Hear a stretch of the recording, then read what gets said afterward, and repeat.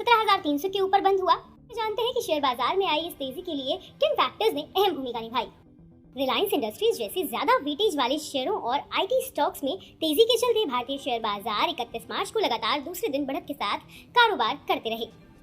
31 मार्च के कारोबार में सेंसेक्स 1031.43 अंक की बढ़त लेकर 58,991.52 के स्तर पर बंद हुआ है। वहीं निफ्टी 279.10 अंक की बढ़त के साथ 17,359.75 के स्तर पर बंद हुआ है।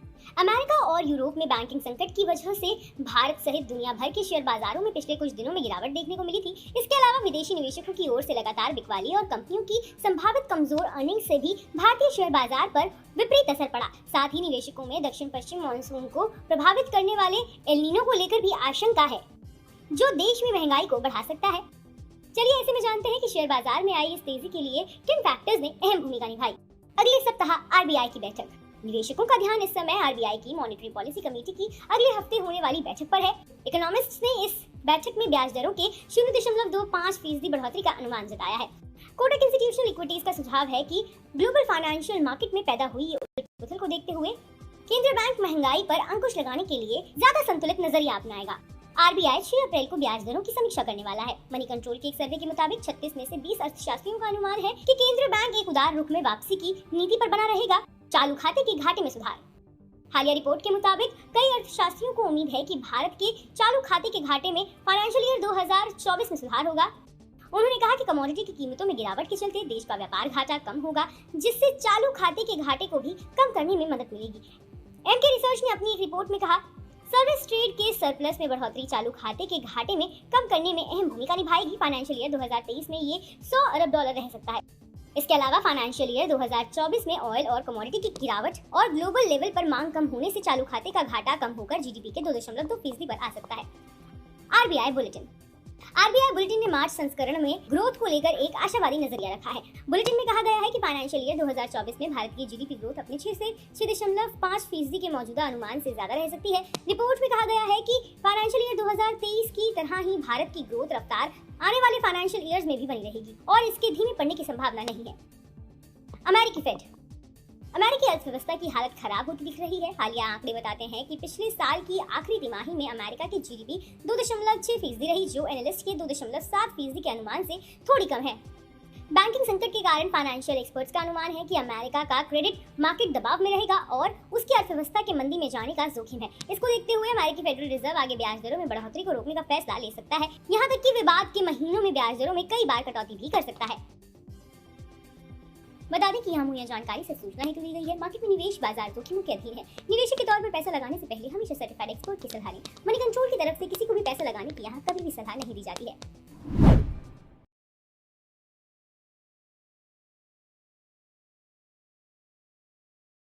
कारोबार में निफ्टी 17,200 के रेजिस्टेंस को पार करते हुए 17,300 के ऊपर बंद हुआ।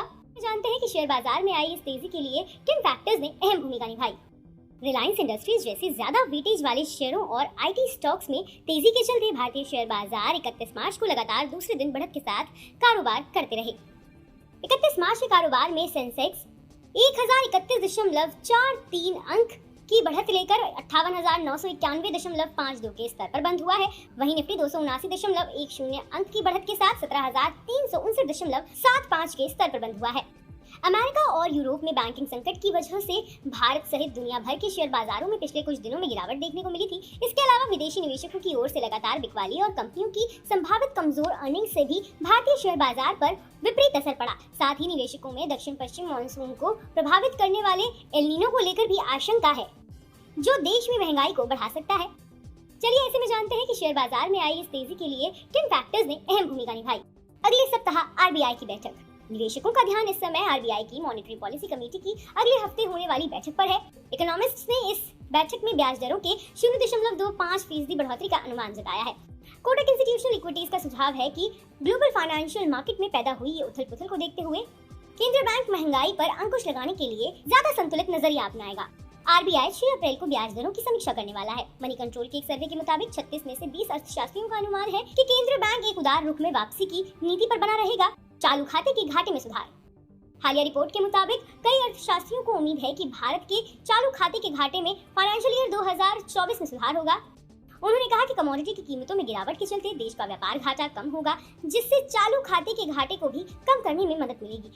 एमके रिसर्च ने अपनी एक रिपोर्ट में कहा, सर्विस ट्रेड के सरप्लस में बढ़ोतरी चालू खाते के घाटे में कम करने में अहम भूमिका निभाएगी। फाइनेंशियल ईयर 2023 में ये $100 अरब रह सकता है। इसके अलावा फाइनेंशियल ईयर 2024 में ऑयल और कमोडिटी की गिरावट और ग्लोबल लेवल पर मांग कम होने से चालू खाते का घाटा कम होकर जीडीपी के 2.2% पर आ सकता है। आरबीआई बुलेटिन ने मार्च संस्करण में ग्रोथ को लेकर एक आशावादी नजरिया रखा है। बुलेटिन में कहा गया है कि फाइनेंशियल ईयर 2024 में भारत की जीडीपी ग्रोथ अपने 6 से 6.5% के मौजूदा अनुमान से ज्यादा रह सकती है। रिपोर्ट में कहा गया है कि फाइनेंशियल ईयर 2023 की तरह ही भारत की ग्रोथ रफ्तार आने वाले फाइनेंशियल ईयर्स में भी बनी रहेगी और इसके धीमे पड़ने की संभावना नहीं है। अमेरिकी अर्थव्यवस्था की हालत खराब होती दिख रही है। हालिया आंकड़े बताते हैं कि पिछले साल की आखिरी तिमाही में अमेरिका की जीडीपी 2.6% रही, जो एनालिस्ट के 2.7% के अनुमान से थोड़ी कम है। बैंकिंग संकट के कारण फाइनेंशियल एक्सपर्ट्स का अनुमान है कि अमेरिका का क्रेडिट मार्केट दबाव में रहेगा और उसकी अर्थव्यवस्था के मंदी में जाने का जोखिम है। इसको देखते हुए अमेरिकी फेडरल रिजर्व आगे ब्याज दरों में बढ़ोतरी को रोकने का फैसला ले सकता है। यहाँ तक कि विवाद के महीनों में ब्याज दरों में कई बार कटौती भी कर सकता है। बता दें कि यहाँ मुहैया जानकारी से सूचना हेतु दी गई है। मार्केट में निवेश बाजार जोखिमों के अधीन है। निवेशक के तौर पर पैसा लगाने से पहले हमेशा सर्टिफाइड एक्सपर्ट की सलाह लें। मनी कंट्रोल की तरफ से किसी को भी पैसा लगाने की यहाँ कभी भी सलाह नहीं दी जाती है।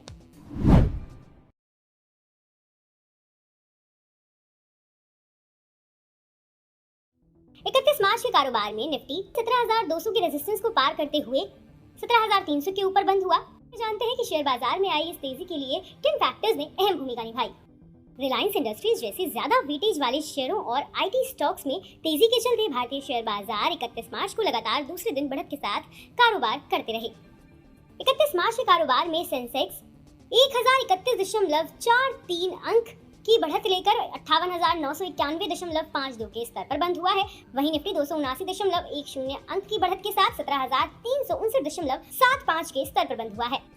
अमेरिका और यूरोप में बैंकिंग संकट की वजह से भारत सहित दुनिया भर के शेयर बाजारों में पिछले कुछ दिनों में गिरावट देखने को मिली थी। इसके अलावा विदेशी निवेशकों की ओर से लगातार बिकवाली और कंपनियों की संभावित कमजोर अर्निंग से भी भारतीय शेयर बाजार पर विपरीत असर पड़ा। साथ ही निवेशकों में दक्षिण पश्चिम मानसून को प्रभावित करने वाले एल नीनो को लेकर भी आशंका है, जो देश में महंगाई को बढ़ा सकता है। चलिए ऐसे में जानते हैं कि शेयर बाजार में आई इस तेजी के लिए किन फैक्टर्स ने अहम भूमिका निभाई। अगले सप्ताह आरबीआई की बैठक। निवेशकों का ध्यान इस समय आरबीआई की मॉनेटरी पॉलिसी कमेटी की अगले हफ्ते होने वाली बैठक पर है। इकोनॉमिस्ट्स ने इस बैठक में ब्याज दरों के 0.25% बढ़ोतरी का अनुमान जताया है। कोटक इंस्टीट्यूशनल इक्विटीज का सुझाव है कि ग्लोबल फाइनेंशियल मार्केट में पैदा हुई ये उथल-पुथल को देखते हुए केंद्रीय बैंक महंगाई पर अंकुश लगाने के लिए ज्यादा संतुलित नजरिया अपनाएगा। आरबीआई 6 अप्रैल को ब्याज दरों की समीक्षा करने वाला है। मनी कंट्रोल के एक सर्वे के मुताबिक 36 में से 20 अर्थशास्त्रियों का अनुमान है कि केंद्रीय बैंक एक उदार रुख में वापसी की नीति पर बना रहेगा। चालू खाते के घाटे में सुधार। हालिया रिपोर्ट के मुताबिक कई अर्थशास्त्रियों को उम्मीद है कि भारत के चालू खाते के घाटे में फाइनेंशियल ईयर 2024 में सुधार होगा। उन्होंने कहा कि कमोडिटी की कीमतों में गिरावट के चलते देश का व्यापार घाटा कम होगा, जिससे चालू खाते के घाटे को भी कम करने में मदद मिलेगी। एमके रिसर्च ने अपनी एक रिपोर्ट में कहा, सर्विस ट्रेड के सरप्लस में बढ़ोतरी चालू खाते के घाटे में कम करने में अहम भूमिका निभाएगी। फाइनेंशियल ईयर 2023 में ये $100 अरब रह सकता है।